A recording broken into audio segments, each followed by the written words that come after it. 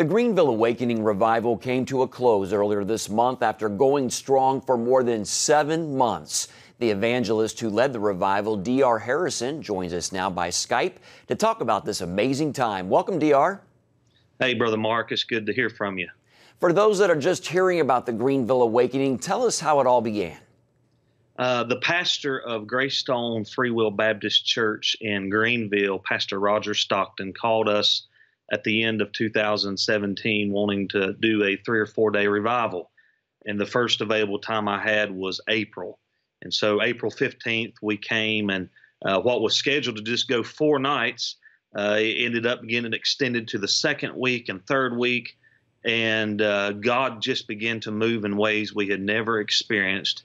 And we ended up going for 30 weeks in Greenville. 30 weeks. Wow. How many people accepted Jesus Christ as their Lord and Savior during this time? Live there under the tent and in the church, near 1,000 people walked the aisle and accepted Christ as their personal Savior. And no telling how many over the live radio broadcast through BPN radio that we did most every night. Just thousands of lives were changed, and God continues to move here in this town. And let's talk about the radio broadcasts. Where were they broadcast? Who heard those? They were broadcast live through bpnradio.org worldwide. And the numbers that we got in on any given night, there was as many as 37 different countries tuning in via the radio broadcast. We received messages from Afghanistan, from Nicaragua, from Nigeria, Canada, Mexico, Brazil, all over the country from people that listened in and tuned in and heard the gospel preached live right here from a cow pasture under a gospel tent in Greenville, Tennessee. That's wonderful. What else happened during this revival? There were several people that announced their call to full-time ministry. There were so many different stories I could tell, but one particular individual came.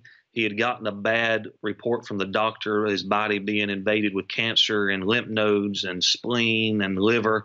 And after he came to the service, we anointed him with oil, and he went back and had more tests done, and most all of his cancer had disappeared. And it was all because of a holy God, a miracle-working God that not only can change lives through salvation, but we believe that God can heal us through prayer and just so many things that God has done. Amen. That's awesome. Well, why did you and other leaders associated with the revival decide to end it when you did? The only reason that we had to close the revival down is due to the weather.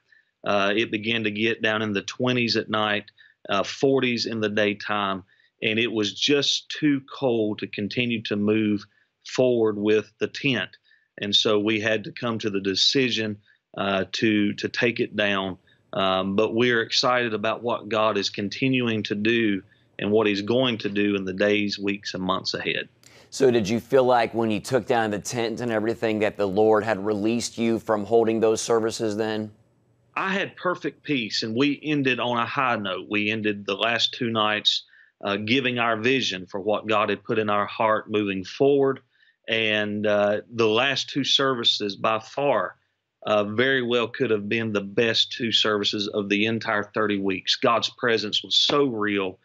People did not leave in defeat and sad that it was ending at this time, but they left with anticipation of what God was fixing to do and is going to do. What's next for you, D.R.? Well, Lord willing, with the tent, Lord willing, we'll be taking the tent in April of 2019 to Raleigh, North Carolina for the Triangle Awakening. And we announced our vision of what we're going to do with the property the tent set on here in Chuckey, Tennessee. Lord willing, we have started the process of building the Awakening Revival Center, where we're going to be training people on revival and prayer and worship.